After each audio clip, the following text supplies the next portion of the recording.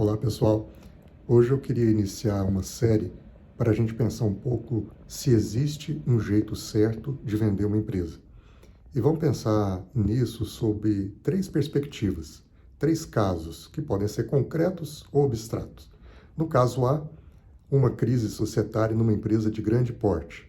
Um dos sócios, para resolver a questão, vira para os demais e diz que recebeu uma proposta milionária para a aquisição da participação desses demais sócios. E ele diz que essa proposta é para ser implementada em 15 dias. Esses sócios devem acreditar nessa proposta? Devem investir o seu tempo discutindo os termos dessa proposta, contratos, se ela revela que é uma proposta milionária para ser implementada num curto espaço de tempo, 15 dias, por um terceiro cujo nome não se abriu. Será que isso é uma situação concreta? Será que dá para investir tempo nisso? Um caso B, uma empresa de médio para grande porte recebe uma proposta de aquisição de seu controle por uma pessoa física, coisa de alguns milhões de reais.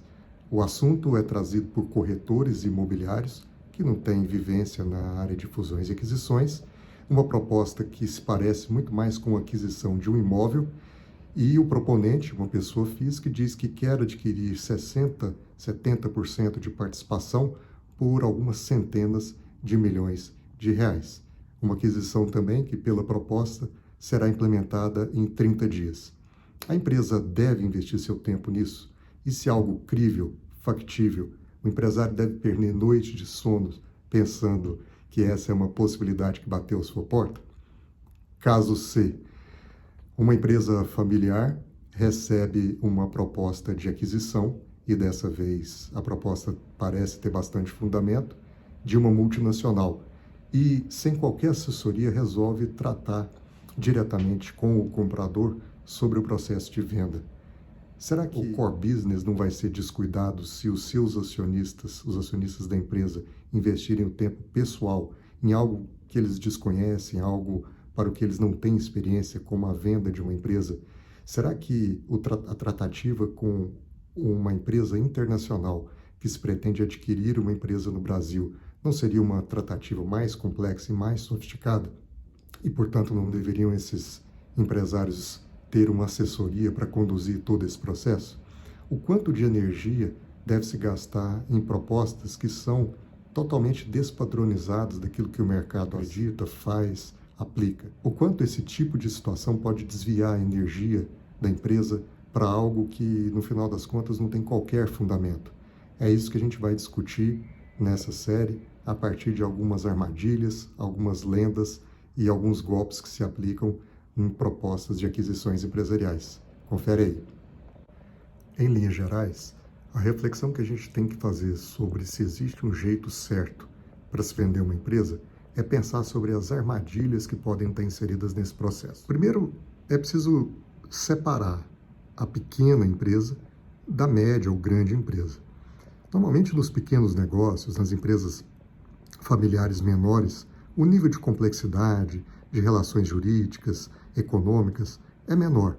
E, por conta disso, o processo de venda de um negócio pequeno pode ser, sim, mais simplificado e mais fácil de executar, o que não significa que não deva observar certos padrões e rigores técnicos.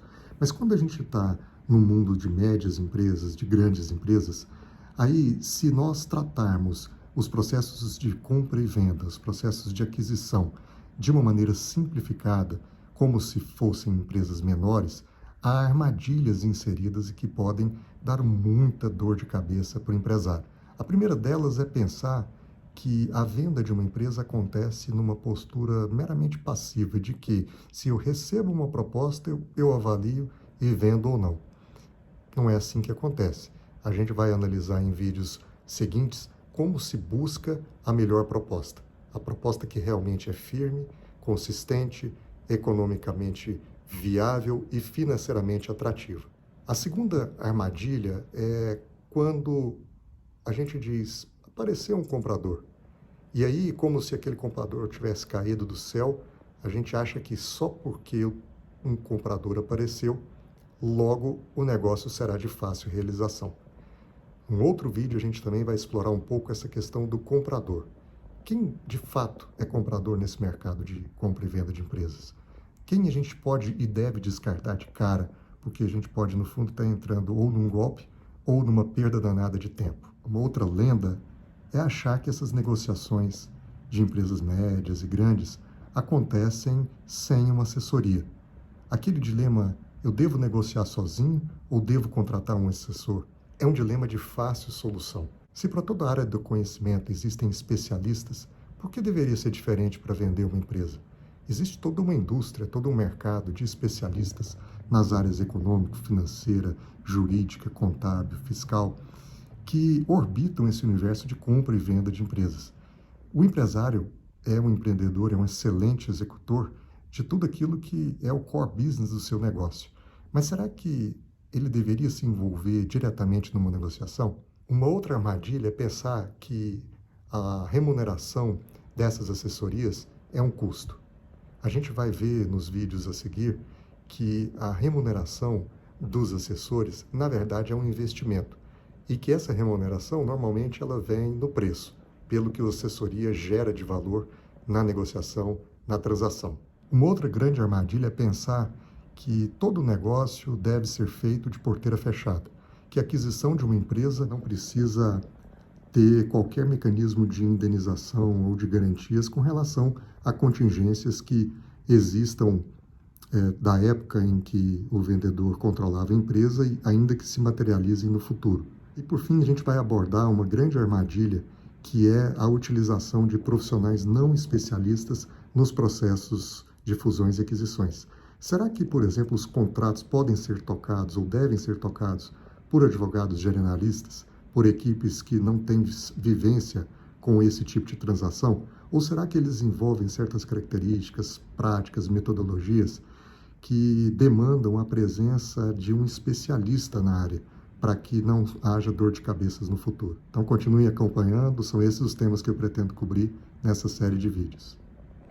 A primeira armadilha que eu queria listar é quando o empresário deseja vender sua empresa, mas ele se coloca numa postura passiva. Ele diz, se aparecer uma proposta, eu avalio. Traz uma proposta, que eu avalio. Essa é uma armadilha. Proposta não é só preço. Proposta pode contemplar uma série de outros elementos que podem fazer sentido para quem está vendendo a empresa. Bom, falando do preço, preço normalmente é construído pelo vendedor. Não existe um preço do coração, não existe um preço emocional. O preço de uma ação ou de uma cota, ele é uma função econômico-financeira e existem modelos matemáticos para se calcular isso. Mas ele é construído pelo vendedor porque os modelos que capturam a justiça desse preço estão baseados em projeções, em premissas que o vendedor, por conhecer o seu negócio, por administrar, por conhecer o mercado, pode inserir em projeções para exercícios futuros, em termos de crescimento, de mercado, de aumento da empresa, de diminuição de custos. Todas essas premissas ele insere nessas projeções para que então possa capturar todos os fluxos futuros dessas receitas projetadas e simuladas a valor presente. Essa, em linhas gerais, é a metodologia de fluxo de caixa descontado. E, portanto, às vezes o preço de coração do vendedor é menor do que aquele que a empresa pode realmente alcançar. Porque, através de uma assessoria de especialistas em avaliação, essa construção do preço pode ser executada a quatro mãos, para que se capture o maior valor possível na negociação. Outra situação em relação à proposta é que, mesmo definido o preço, pode ser que a proposta mais interessante seja uma venda parcial e não total. Porque dependendo do comprador, faz muito sentido ser minoritário desse comprador. Dependendo do comprador, faz muito sentido vender apenas participação minoritária para ele. Se for um sócio estratégico muito bom, ou se for um sócio financeiro muito bom, todas essas avaliações devem ser feitas pelo empresário. Porque, de repente, a participação que ele retém, vendendo apenas parte numa primeira etapa, vai valer mais do que 100% da empresa no futuro. E esse tipo de análise também somente pode ser feita com a ajuda de especialistas que vão ser conselheiros desse empresário para desenho da melhor oferta ao mercado, para a busca da melhor proposta que satisfaça não só condições de preço, mas também condições de estrutura da operação. E ainda a gente tem que lembrar que a proposta contempla não somente preço, não somente participação adquirida, mas toda a garantia, toda a estrutura que orbita essas operações. E isso também é muito importante, isso também deve ser considerado. Será que faz sentido eu vender a minha empresa e continuar trabalhando como executivo? Será que faz sentido eu capturar um pouco dos ganhos que essa empresa vai proporcionar no futuro, com parcelas variáveis de preço que são compostas a partir de rentabilidades futuras? Todas essas análises devem compor o cenário da proposta e, de novo, elas só são construídas com boas assessorias especialistas nesse tema. Uma outra grande armadilha é quando o empresário é abordado aleatoriamente por um comprador. Dependendo de quem for o comprador, e se esse empresário não tem uma assessoria, ele pode estar vendendo gato por lebre, porque há histórias no mercado que a gente escuta de abordagens totalmente heterodoxas de pessoas físicas ou de empresas que ninguém conhece, abordando o empresário e com um canto da sereia, dizendo que querem comprar a empresa por um valor que de repente é absurdo, mas que encanta os olhos do empresário, ou por estruturas que são nada usuais, mas que também encantam o empresário. Uma boa assessoria vai ajudar o empresário a fazer esse filtro entre compradores realmente interessados, realmente consistentes, realmente sólidos e aventureiros ou enganadores. Mais do que isso, as assessorias, ao buscarem o comprador, ao ofertarem o negócio no mercado, elas buscam fazer uma análise de para quem aquela empresa faz sentido. Porque uma aquisição está baseada em alguns elementos, algumas contas que são feitas pelo lado comprador, como, por exemplo, as sinergias que podem ser capturadas. E essas sinergias, às vezes, estão relacionadas a mercados que o comprador ainda não está inserido, a produtos, a escalas, a clientes que o comprador deseja penetrar, a uma conta que o comprador pode fazer entre montar uma operação em determinada região ou comprar uma que já está em andamento, comprando não somente seus fluxos de caixa, mas também economizando tempo de implantação. Uma boa assessoria vai avaliar qual é o comprador ideal. Muitas vezes o empresário recebe uma proposta e pode ser até que o comprador seja alguém com lastro, alguém que realmente é real, mas seria o último para quem ele deveria vender, porque pode destruir a empresa dele, pode destruir a reputação, o nome que ele construiu ao longo dos anos. E a gente sabe que em empresas familiares, essa é uma conta que deve ser posta em consideração. Uma boa assessoria vai conseguir fazer um filtro entre esses compradores para entender e separar o joio do trigo. Às vezes os empresários são surpreendidos com propostas absurdas e mirabolantes de picaretas, de estelionatários, de falsários, e se ele não tem experiência nessa área, se ele não tem uma base de dados ou ferramentas para investigar esses compradores, ele pode estar entrando numa grande furada. Uma outra armadilha ao se vender uma empresa que eu gostaria de pontuar e está relacionada à anterior é se uma empresa deve ou não ser vendida de porteira fechada, como a gente diz, ou se a aquisição vai estar sujeita a um corte de responsabilidades, a uma garantia que o vendedor presta ao comprador de que contingências da sua época, da época em que ele, vendedor, controlava a empresa e que se materializarem no futuro, quer dizer, já na época do comprador, ele, vendedor, garante e indenizará quem compra. Essa história de compra de empresas porteira fechada é quase uma lenda nesse mercado. Não vou dizer que não existam essas operações, mas elas são muito raras. E é fácil a gente pensar por quê. Quem vai comprar uma empresa, normalmente não é o dono do dinheiro. Quando você, empresário, é abordado, por exemplo, por um fundo de investimento, as pessoas que conduzem a operação cuidam de dinheiro de terceiros. Elas têm um dever fiduciário na gestão daquele recurso. Se você vai vender sua empresa para um comprador estratégico, para uma outra empresa, as pessoas que conduzem a operação também não são donas daquele dinheiro. E às vezes não são donas da empresa, sozinhos. Isso porque também nas empresas estratégicas, quem conduz muitas vezes são os executivos da empresa. E os donos da empresa, quando lideram esse processo, muitas vezes têm seus sócios. Portanto, tanto na indústria de fundos de investimento, quanto nas aquisições feitas por empresas estratégicas, a gente nunca deve esquecer que quem está conduzindo a operação deve prestar contas aos verdadeiros donos do dinheiro, aos investidores, aos acionistas. Então, essas aquisições devem ser feitas com bastante responsabilidade. Como toda empresa é um organismo vivo, um ativo de risco, ela contrata diariamente obrigações, ela adquire direitos e isso é muito dinâmico, dia após dia. Hoje ela não tem um auto de infração tributário milionário, por exemplo, amanhã ela pode ter. Investigar isso é essencial para dar segurança jurídica à alocação desses recursos que são disponibilizados para as aquisições das empresas. Ninguém faz isso de forma irresponsável. Dizer que vai comprar a sua empresa porteira fechada pode ser mais uma armadilha, pode ser mais uma ilusão, pode ser mais um canto da sereia. Não é assim que normalmente as coisas funcionam nesse mercado. Mais uma armadilha é quando o empresário decide negociar a sua empresa sozinho. Como eu já ressaltei aqui, uma negociação de compra e venda de uma empresa é uma negociação extremamente complexa. A partir da formação do preço, há toda uma complexidade envolvida. Uma boa assessoria parte toda a negociação de uma avaliação, e essa avaliação é técnica. Essa assessoria tem acesso ao banco de dados enorme, ela consegue ter referências de mercado, ela entrevista adequadamente o vendedor para capturar todas as projeções futuras da empresa em termos de mercado, preços, custos, toda a estrutura de despesas da empresa nas projeções, para que ela possa chegar a um preço que seja defensável na mesa de negociações. A gente sempre deve lembrar que as melhores negociações devem sempre estar ancoradas numa referência.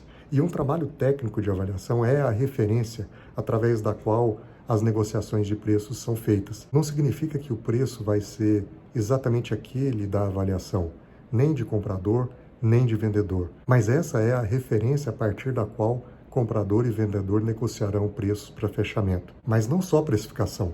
Existem vários outros elementos no processo que a assessoria vai conseguir conduzir de modo a gerar mais valor possível para o vendedor. Por exemplo, existem dinâmicas de endividamento e de capital de giro que, se bem tratadas no contexto do fechamento da operação, podem capturar valores aos acionistas que não apenas o preço daquela ação. Todas essas questões fazem com que a negociação sem assessoria seja extremamente temerária. Basta lembrar que, estatisticamente, mais de 95% das transações feitas sem assessoria não dão certo. Se essas operações já são extremamente sensíveis, mesmo com assessorias, a chance de dar errado sem assessoria é absurda. Existem fundos de investimento, existem empresas que sequer começam as tratativas, as conversas com as empresas vendedoras se essas não contarem com uma boa assessoria, porque os desafios ao longo do processo são gigantes.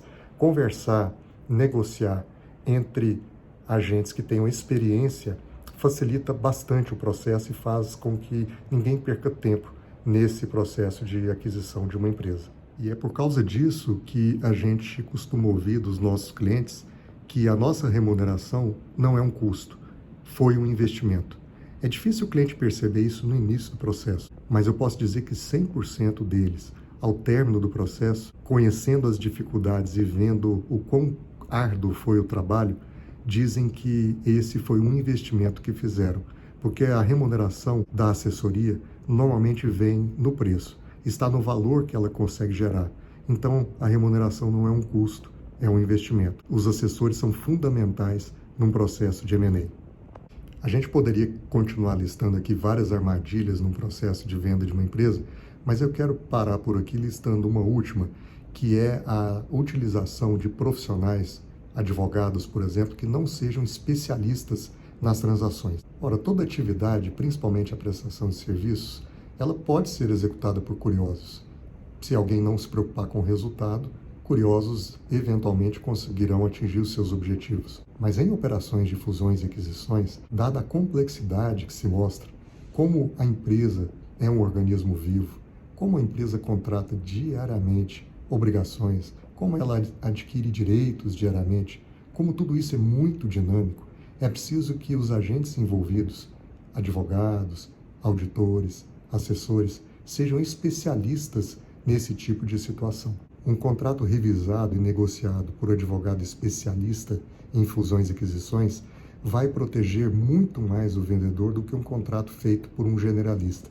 Alguns mecanismos, algumas pegadinhas, algumas coisas que devem estar inseridas para a proteção do vendedor ou deveriam ser evitadas para uma maior proteção do vendedor, somente podem ser analisadas e discutidas e negociadas por alguém que entenda o que está fazendo, por um advogado especialista em fusões e aquisições. Não é algo usual, os contratos são contratos complexos e, dependendo da estrutura da operação, nós podemos ter a necessidade de vários contratos acessórios. Se a operação for uma aquisição parcial, por exemplo, além do contrato de aquisição, de compra e venda das ações ou das cotas, a gente pode estar falando de um acordo de acionistas. As garantias também podem estar contempladas em contratos acessórios. Tudo isso é extremamente complexo e deve estar extremamente vinculado um ao outro para que as coisas conversem entre si e o vendedor não tenha surpresas no futuro.